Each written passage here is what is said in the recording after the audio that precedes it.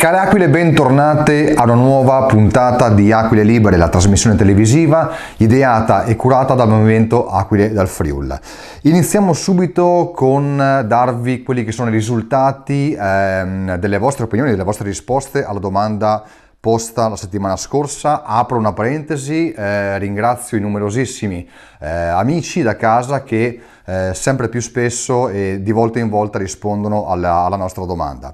Vi abbiamo chiesto una cosa molto semplice: sareste favorevoli o contrari ad una norma di carattere regionale che obblighi l'esposizione della bandiera del Friuli, in aggiunta alle già esistenti e preesistenti, in tutti gli edifici pubblici?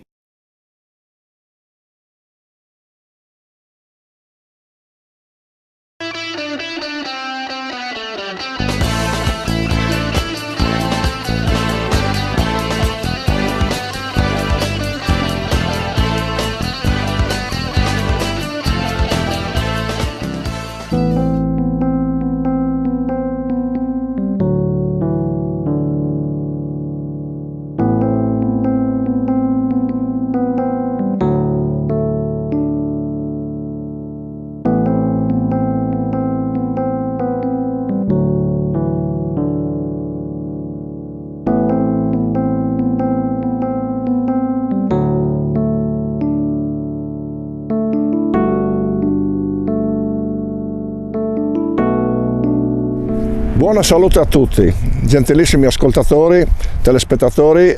Oggi siamo un po' in aperta campagna. Siamo vicino a Codroipo, un alveare dell'azienda dove lavoro, e è inevitabile che si debba convergere oggi a parlare di api. Parliamo di api perché tutto quello che sta succedendo, dalle disavventure giudiziarie alle difese d'ufficio, ai danni che hanno subito gli apicoltori, stanno facendo notizia, ma non è cronaca di oggi, è cronaca ormai degli ultimi 20 anni, dove abbiamo un sistema che praticamente sta creando una pressione sull'ambiente abbastanza elevata, e la spia che abbiamo sull'ambiente, proprio il termometro, sono le api e la loro vita. Ora, parlare di api senza collegarle all'agricoltura e all'ambiente è un non senso.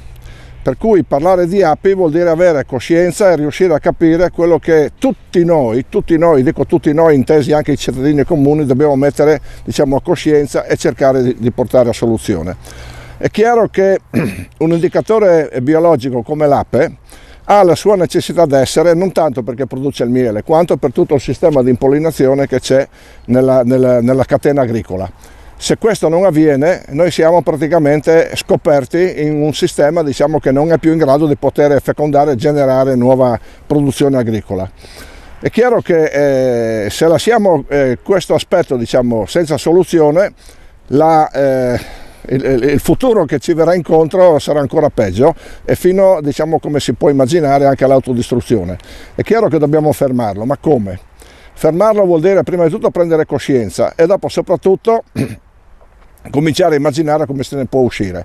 La prima situazione con la quale se ne può uscire è solo quella di dare agli agricoltori una ragionevole capacità di lavoro in un modello sostenibile, e questo purtroppo ha diversi punti negativi, perché primo abbiamo un dogma della infallibilità della chimica: ci vuole e non si può discutere.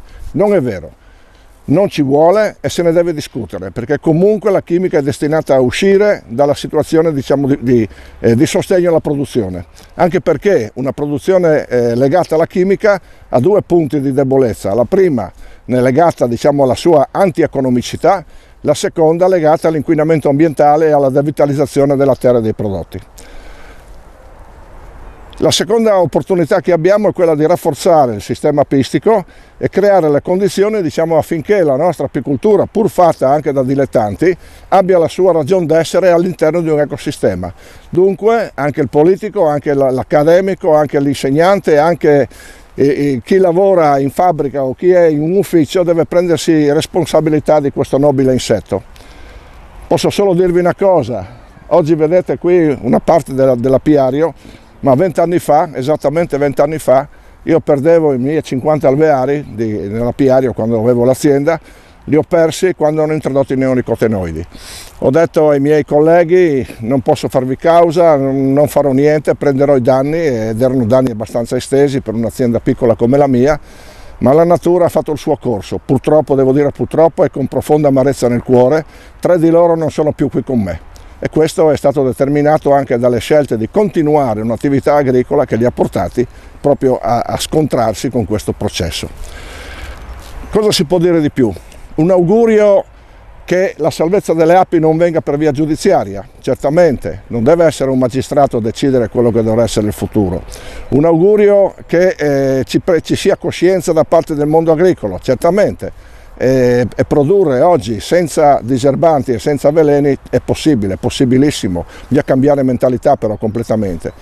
Un augurio anche al mondo accademico che cominci finalmente una strada virtuosa verso un modello sostenibile e lo divulghi in maniera aperta e forte, cominciando dal mondo, diciamo, dell'università fino agli studi tecnici. Certamente, perché qua siamo ancora all'anno zero, dopo nonostante quasi 30 anni che l'Europa ci dice di andare verso la sostenibilità. Abbiamo tante responsabilità e di conseguenza io credo che alla fine debba essere il cittadino, il consumatore, l'elettore, lo studente universitario che pianti i piedi e dica basta a un sistema che ci sta uccidendo. Le api, morendo prima di noi, ci stanno solo dicendo che ciò che succede non deve succedere più. Abbiamo un piccolo compendio dell'universo, teniamolo bene e teniamo d'occhio le api che facciano il loro lavoro.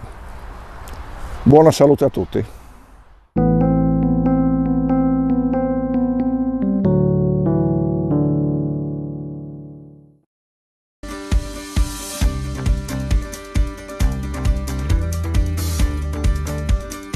Le proposte di Aquile: politiche per la montagna, adeguamento della rete stradale, realizzazione di opere non invasive che mettano in sicurezza e migliorino il traffico sulle strade di montagna, utili anche allo sviluppo turistico ed economico dei territori. In posti bellissimi vi sono strade in pessime condizioni. Bisogna assolutamente agevolare la mobilità in montagna. Ciò rientra tra i primi presupposti per renderci possibile la vita e lo sviluppo.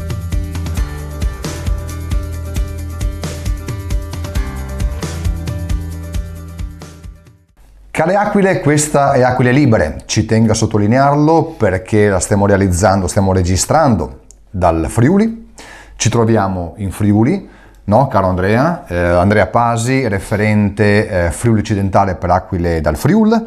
Lo precisiamo appunto perché magari agli occhi dei meno esperti, da chi ci segue da fuori regione, e dovessero leggere i giornali, sentire i telegiornali, magari quelli appunto regionali, parrebbe che l'espansionismo di Trieste abbia preso piede e non so, magari che Pordenone sia diventata città metropolitana di Trieste, piuttosto che Sappada, anziché entrare in Friuli, sia entrata direttamente nella città metropolitana di Trieste. Tranquillizziamo i più, nel senso che ancora non diciamo è che non così. È ancora successo, non è ancora successo, sì. Diciamo così, anche se sembrerebbe insomma che Trieste abbia voglia di estendersi, ecco, di estendersi almeno amministrativamente verso Gorizia, il Monfalconese, Porto di Nogaro, chi lo sa dove vorrebbe e potrebbe arrivare. Ma io mi chiedo soprattutto, d'accordo che si trova in un budellino e da una parte non può andare nemmeno dall'altra, ma noi friulani cosa c'entriamo? Perché tutto questo accanimento? Bisognerebbe chiedere ai rappresentanti dei partiti autonomisti che attualmente siedono sugli scranni regionali cosa intendono fare per fermare questa eventualità che a me pare semplicemente fuori luogo, ma anche fuori dalla storia, perché insomma sono... Postilla, questa è una considerazione trabocchetto, perché in realtà amministratori regionali, autonomisti, friulanisti non ce ne sono. Diciamo, forse si sono presentati alle elezioni con il pretesto, con la bandiera dell'autonomismo, però secondo me è proprio in questi frangenti, in queste proposte che arrivano dalla maggioranza che dovrebbero farsi sentire questi rappresentanti, direi pseudo-autonomisti della regione. Ecco. Quindi tifando per Gorizia in Friuli, tifando per il porto di Monfalcone in Friuli, tifando per l'aeroporto di Ronchi di Legionari che è in Friuli, Noi speriamo che tutto ciò non avvenga e soprattutto insomma cerchiamo di urlare ai 420 che il Friuli si ferma al Timavo, come Trieste si ferma al Timavo. Certo, e cercando di svegliare le coscienze di quei, io li definisco pseudo rappresentanti autonomisti, finché non vedo delle prese d'atto concrete contro questa eventualità. Che si diano una svegliata. Grazie Andrea e ci vediamo alla prossima. Mandi a tutti.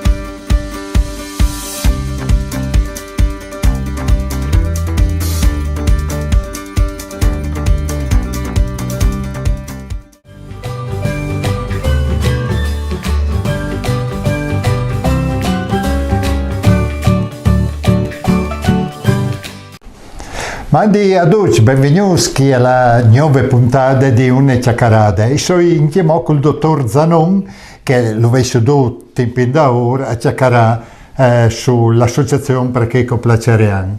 Ma siccome loro hanno tanto in custodie sulla storia e volevi sapere un po' dalle novità che hanno scuiato queste persone, cominciando dal professor Ellero e l'Università di Udine, sulla storia del Friuli, che nos danno dei romanzi, no? Sì, bisogna fare una premessa fondamentale per capire la questione bene. Purtroppo, anche molti di voi, da nessun test di scuole della Repubblica Italiana si insegna un'eria di storia dal Friuli.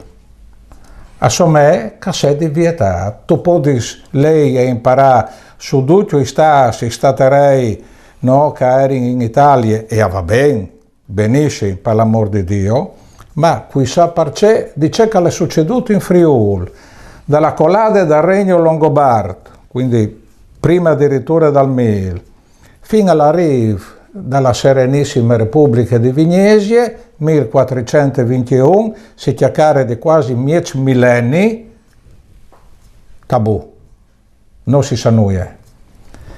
E in realtà sono succedute cose buone, perché noi abbiamo avuto un Stato che era il Stato patriarcale Furlan, un capitale Aquilè, che dal suo massimo splendore all'ave da Como in Lombardia al Balaton in Ungheria. Certamente aveva più un'influenza di tipo religioso, ma aveva anche una discreta autonomia civile e amministrativa. Fino addirittura con la mitica data del 3 di aprile del 1077, quando ufficialmente l'imperatore Indrico IV, che è il famoso per la canossa, no? alla dato l'investitura al patriarca di che volte Sigeart di duce dal Friuli. Di fatto nasceva il Stato patriarcale Furlan, e vinc tant di Costituzione scritte di atti scritte originali. Però in Italia non lo sanno che esiste questa Costituzione. Anche in Friuli. Sì, no, ma ultimamente a manco di aiuto, un po' di più, no? Mentre all'estero sì lo sanno. I riguardi in nome un aspetto straordinario di questo Stato patriarcale Furlan. Documentato, quindi quei documenti alla mano, e sono in grado di dimostrare che il Parlamento dei Patri del Friuli, perché questo Stato aveva un Parlamento, è addirittura precedente al famoso Parlamento inglese. Quindi io dico la prima forma parlamentare dall'Occidente. E parecchie volte era ristrutturato questo Stato in maniera incredibilmente democratica, e ripeto parecchie volte, perché dal Parlamento non erano nome presenti la nobiltà e il clero, ma erano anche i rappresentanti delle comunità locali. Quindi una roba veramente incredibile. E è curioso che di tutto questo non si chiacchieri alle scuole, no? E vorrei anche fare un altro esempio di realtà sconosciute ai nostri test di storie scolastiche, la protostoria del Friuli. La questione dei castellieri, così chiamati, che sono queste fortificazioni datate 3.500-4.000 anni fa, no? Che abbiamo la fortuna anche di vedere come testimonianze meravigliose e che sono di una grandezza incredibile. Io faccio l'esempio del Castellier di Sedean, dentro sono 2 campi sportivi di calcio, poi anche al Catri, cioè praticamente dentro era un villaggio, con un agere, una fortificazione, proprio come un stadio, no? Anche al 4 metri. Esisteva una rete di castellieri che dal Cansiglio all'ave fin sul Carso e erano allineati a distanze quasi precise di 10 km su di chilometri.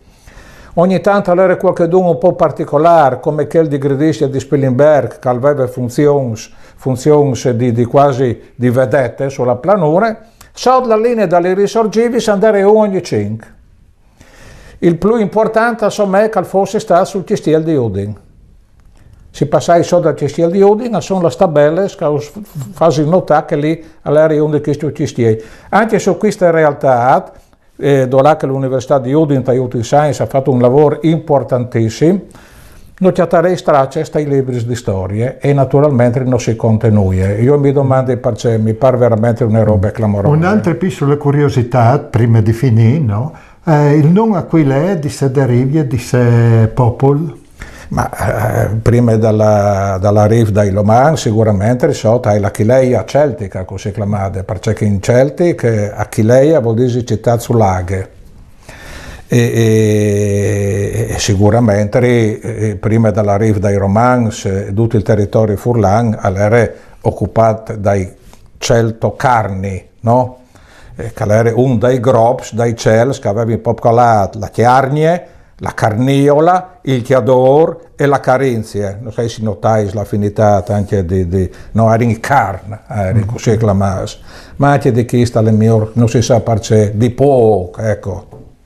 È un peccato. Bene, dottore, io lo ringrazio. Si torna a sentire un'altra trasmissione per la patria del Friuli, come che vengono organizzate di Vuatris. E intanto non nome di noi sì, ormai. Buon, ma in ogni modo, volte si vede state là e anche la vostra collaborazione.